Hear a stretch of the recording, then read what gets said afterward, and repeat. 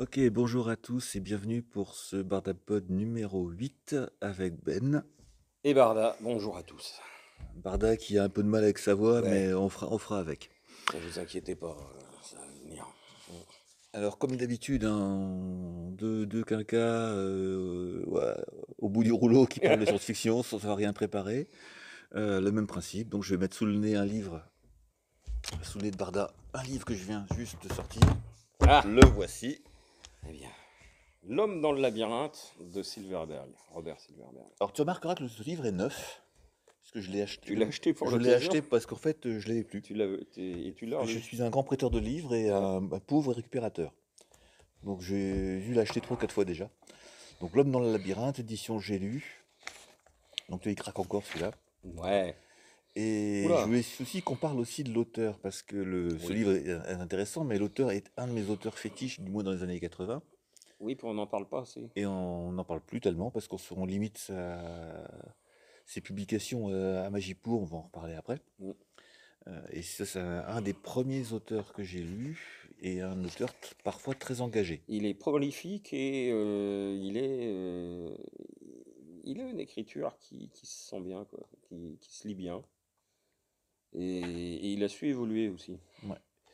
On va commencer par parler de ce livre-là. Ouais. De quoi que ça cause donc L'homme dans le labyrinthe? L'homme dans le labyrinthe. Alors, l'homme dans le labyrinthe, comme d'habitude, je viens de l'ouvrir pour regarder effectivement de quand ça date, puisque C'est pas jeune. c'est une partie, et c'est pas jeune. 1969 pour l'écriture, traduction française en 70. Mhm. Donc c'est vraiment notre époque, ça. C'est l'époque prolifique de Silverberg. Ouais. Donc Silverberg a mis plusieurs. Ce qui est intéressant, c'est qu'il est assez étendu comme garçon, donc il a fait vraiment un peu de tout. Et là, c'est vraiment un bouquin science-fiction pur, puisque le thème, il y a des ruines extraterrestres, un Voilà. labyrinthe qui a été fabriqué par une civilisation On qui a sait pas grand-chose. disparu, dont on ne sait pas grand-chose. Et ils ont laissé une ville, et au sein de cette ville, enfin des ruines, Des ruines. et dans les ruines, il y a un labyrinthe. Et ce labyrinthe, il est réputé, il y a des gens qui sont allés l'explorer, etc. C'est rempli de pièges, C'est piégé à mort. c'est vraiment c'est quelque chose qui est mortel. Et on suit une expédition d'humains qui sont partis dans ce fameux labyrinthe chercher quelqu'un. Parce qu'il s'avère qu'il y a un dénommé Muller qui vit là-dedans, un humain qui vit dans le labyrinthe. Qui a réussi à s'y installer. Et il s'y est installé apparemment depuis une dizaine d'années. Enfin, là, dans le livre, on dit 9 ans. Et donc, il y a une expédition qui essaye de le trouver. Et lui, Parce l'intérêt, c'est qu'on a que besoin de lui. parce qu'on a besoin de lui. Alors, on ne comprend pas, enfin, comme dans tout bouquin de science-fiction qui se respecte, on vous met devant la situation au départ, on vous explique pas grand-chose, et puis c'est à vous de découvrir au fur et à mesure. C'est ce que moi, je trouve avoir un intérêt. C'est-à-dire que si on vous explique tout depuis le départ à la façon Jules Verne, bah, il reste pas grand-chose derrière. Pour l'imaginaire, déjà. Pour l'imaginaire. Et là, en fait, on sait qu'ils viennent le chercher dans ce labyrinthe, on ne sait pas pourquoi. Et on ne sait pas pourquoi, lui, il s'est réfugié dans ce labyrinthe. Enfin, Voilà. il est venu habiter dans ce labyrinthe mortel. Alors petit à petit, on découvre que cette Pardon. expédition a des moyens énormes, puisqu'ils envoient dans le labyrinthe des Mm, centaines de robots mm, pour l'ouvrir. Et petit à petit, on va comprendre pourquoi on a besoin de lui. mm, Et Muller, il va pas forcément vouloir sortir du labyrinthe. Donc c'est tout le sel de l'histoire après, dont mm. on spoilera pas trop. Mais toute la partie, l'exploration du labyrinthe et les premiers contacts de l'expédition. Il y a un jeune homme qui est le héros prend contact avec Muller et commence à parler avec lui. Bon. Et tout ça nous amène à la situation d'un homme qui est piégé quelque part, mais qui veut pas sortir parce qu'en même temps il est à l'abri. Donc il y a des métaphores derrière ça, je vous Mm. laisserai faire vos propres idées là-dessus. Mais Et l'homme est dans le labyrinthe, il y est bien et il n'a pas forcément envie d'en sortir. oui. Et quelque part, le Qu'est-ce qui l'a labyrinthe, amené là? pourquoi il y est bien, pourquoi ces gens-là veulent l'en sortir absolument, ils ont besoin de lui. Et c'est un peu contourné, mais l'intérêt est là. C'est donc bon, lisez-le, parce que sinon, bah, Et ça a bien vécu, enfin ça a bien vieilli. Je l'avais relu il n'y a pas très hmm, longtemps sous forme électronique. ça mérite d'être lu pour au moins savoir le fond de l'histoire. Ça n'a pas autant vieilli que les autres publications des années 70, justement. Ouais. Il y a un fond psychologique, il y a... Oui, puis au fait, l'univers n'est pas très daté parce que tout se passe dans le labyrinthe. On sait en fait très peu de la civilisation Hmm. dont viennent les visiteurs qui viennent chercher Muller. On n'apprend pas grand-chose sur ce qui se passe en extérieur du labyrinthe. Vraiment, le livre se passe à l'intérieur. Hmm. Et donc, notre auteur, donc Silverberg, a une écriture, comme disait Barda, très visible, très alerte. Donc moi, je trouve que ça se lit très bien. Et C'est-à-dire on qu'on s'ennuie rentre pas. dedans, Il n'y a pas de longueur. maintenant, je suis sûr que l'intérêt principal, c'est qu'effectivement, chaque personne qui a lu ce livre a une vision totalement différente du labyrinthe, de son ambiance, parce que c'est pas détaillé, enfin C'est pas voilà, c'est écrit. pas forcément détaillé ni décrit. Donc chacun a fait travailler son propre imaginaire, chacun voit une partie de ce labyrinthe d'une certaine façon, en taille, et, euh, et chacun va en retirer sa propre expérience. On sait par contre que c'est monstrueusement dangereux. Il y a des lames qui sortent de partout.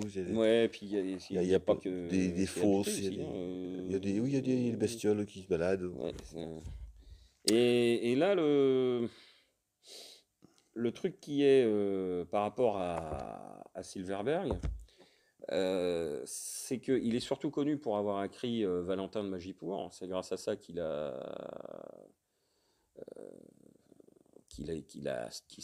sorti. Enfin, il On, on- écrivait dans des formats. on va redire deux mots de Magipour. Magipour, c'est venu quand même beaucoup plus tard. Ouais. C'est un cycle d'heroic fantasy, enfin de pseudo-heroic fantasy sur une planète gigantesque, avec des populations, des peuples qui se déchirent. Bon. Moi, même si j'ai lu pratiquement tout Magipour, c'est quand même pas ma partie préférée de Non. Silverberg.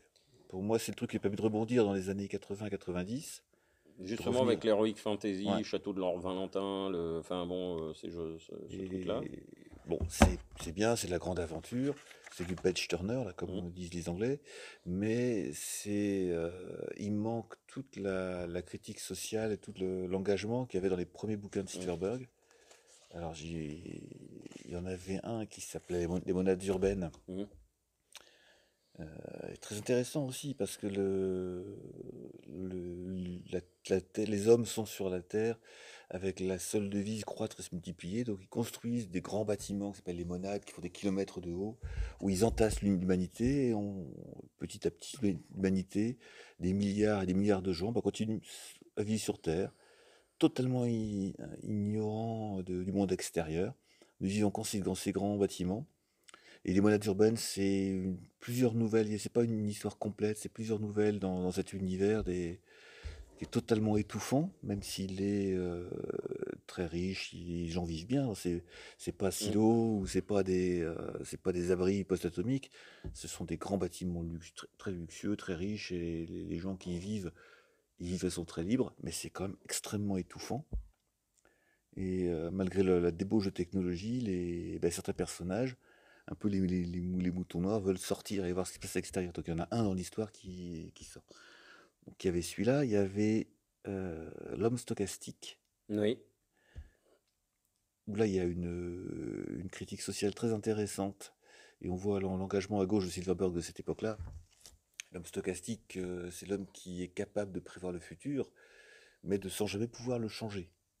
Tout à fait. Donc Et d'ailleurs, comme ça, ce personnage-là se réussit à se mettre dans des situations pas possibles parce qu'il prévoit le futur et puis en fait, il y a pas de raison qui, euh, qui soutienne son raisonnement. Donc les gens commencent à le trouver un petit peu bizarre, un petit Mhm. peu Tout à fait. sulfureux et ça finit pas super bien pour lui.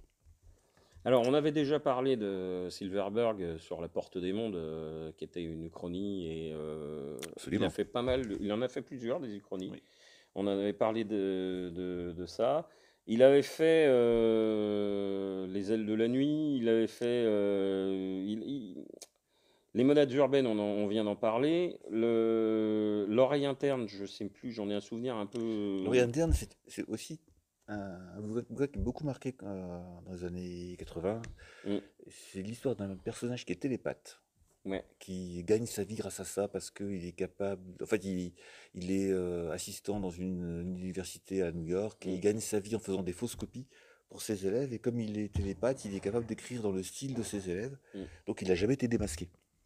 Et ce personnage-là a toujours vécu avec la capacité de sonder les autres. Et un jour, cette capacité disparaît, jusqu'au jour où elle disparaît hmm. complètement. Et donc, ça raconte l'histoire de la fin de son don. C'est quelqu'un qui était particulier, qui avait quelque chose de vraiment exceptionnel, et Hmm. qui le perd, Ouais, et qui tombe un peu dans la déchéance. Il s'en sort à la fin parce qu'en fait, il revient dans la normalité, puisqu'il va devenir prof, etc. Peu importe les détails. Mais c'est quelqu'un qui a un talent, qui perd ce talent, et qui devient un homme quelconque, et qui le vit pas forcément très bien. ouais. Et c'est là où c'est des histoires un peu inverses par rapport à celles dont on a l'habitude. Il a ce truc bien de pas d'aller chercher des histoires un peu différentes. Moi, je me souviens d'un truc. Alors là, j'ai vérifié que c'était bien lui qui avait écrit ça, parce que il y avait l'Étoile des Gitans que Ah, j'avais lu. ça par contre, j'ai détesté. Et moi, j'ai bien aimé, je sais pas pourquoi, mais c'était Le... joli, Bon, l'histoire un était vieux souvenir, sans mais grand intérêt, mais le raisonnement qui était dessous, que dire qu'en fait, les Gitans, ce sont les descendants de l'Atlantide. Bon, j'ai eu du mal. J'ai oui, vraiment oui, eu du oui. mal. En plus, j'ai pas trouvé qu'il était pas très inspiré. Il y a d'autres livres que j'ai pas du tout apprécié. Il y en a un qui s'appelait Le Fils de l'homme, Mm, oui, dont j'ai au plus aucun souvenir, mais je sais que j'ai pas fini, ce qui m'arrive quand même très rarement. c'est rare, ouais. Il y a Le Livre des crânes, qui est Mm, l'histoire de 4 jeunes qui partent dans la mesa californienne à la recherche de l'immortalité, sachant que pour que 2 d'entre eux deviennent immortels, 2 doivent mourir. mm. Bon, ça c'était très ardu à lire et j'avais aussi du mal à aller jusqu'au bout. Donc c'est un auteur aussi qui a publié tellement qu'à mon avis, il y a une bonne Oui, partie il y a des parties qui sont. qui est peut-être pas de la meilleure qualité. Mm. Pour revenir aussi sur donc les uchronies, la Porte des Mondes, etc. La Porte des Mondes, ça avait été quelque chose qui m'avait, j'en avais parlé quand on parlait des uchronies, quelque chose qui m'avait énormément surpris par sa richesse d'idées de base au départ, puisque là on est sur un monde où c'est les Aztèques qui sont restés en Amérique et compagnie. Et le truc qui était, c'est qu'il y a pas, c'est que la fin est complètement foirée et que en fait la Porte de Monde on la voit jamais Mm, et mm. que on sent qu'il a fait un épisode et qu'il s'est dit bon bah c'était mis en pulp ou en truc comme ça en, et que ces épisodes il devait certainement vouloir continuer et que ça s'est pas fait parce que il n'y a pas de suite à la Porte des Mondes, la Porte des Mondes elle s'arrête Oui, ouais. comme Bon, ça. je suis persuadé qu'il avait l'intention d'aller plus Euh, loin, mais qu'il n'a pas été plus et il loin y a pas parce que. mal de bouquins qui sont comme ça. Tu te dis des fois, il a fini, mais bon, ce qui n'est pas le cas dans l'homme dans le labyrinthe. L'homme dans le Mm. labyrinthe est bien ficelé jusqu'au bout. Jusqu'au bout, non, c'est un de ses meilleurs de toute façon. C'est pour ça qu'on l'a choisi aujourd'hui Et comme support c'est. de ce bar à podcast. Ouais. Et mais l'avantage de Silverberg, c'est qu'il vous fait rentrer dans les personnages, rentrer dans l'histoire. Les personnages sont jamais simples, c'est jamais Mm. manichéen. Enfin, c'est pas manichéen, c'est pas simple, c'est pas simpliste, je veux dire. Mm. Et c'est ça qui fait tout l'intérêt de Silverberg quand il est en forme. Et Moi, je voulais juste finir sur un autre livre de Silverberg que j'ai beaucoup aimé, qui s'appelait Les Déportés du Cambrien. oui, alors Ah, ça, je raconte. sais. Bah non, je sais plus moi, parce que ça fait partie des. En fait, J'ai l'impression que je mélange avec un autre truc, mais l'histoire est celle d'un groupe de prisonniers politiques dans l'Amérique des années 2000X qui ont été ah oui, emprisonnés et renvoyés dans le passé, oui, dans le Cambrien. Donc leur camp, en fait, il se situe quelque part au milieu de ce qui sera plus tard l'océan Atlantique. Et bah, ils sont installés là, ils ont mission de survivre, c'est tout. Ils sont en prison et ils n'ont aucun moyen de revenir. Bon, depuis le début, ils ont été expédiés là, ils sont déportés de façon définitive. Bon, jusqu'au jour où arrive un prisonnier de plus, qui est un peu chelou. Je vous laisserai lire l'histoire après. Mais les interactions entre ces différents personnages, alors dont certains sont désespérés parce qu'ils savent qu'ils ne reviendront pas, le chef de la petite colonie, qui, même diminué physiquement, tient quand même sa boutique et commence à se demander si c'est pas possible de revenir quand même un jour. Mm. Donc c'est bon, je vais pas spoiler la fin. Donc moi c'est un des ceux que j'ai le plus apprécié, avec aussi tout un. Alors je sais pas quel est le niveau de sérieux de sa description du Cambrien, mais bon, Oui, non mais. peu importe, c'est pas grave. Les personnages étaient comme sur une autre planète, dans une colonie en train de se développer. Sachant que bah, à la fin de l'histoire, bah, non, je peux pas dire la fin de l'histoire. Non. Voilà. Le truc, c'est qu'effectivement,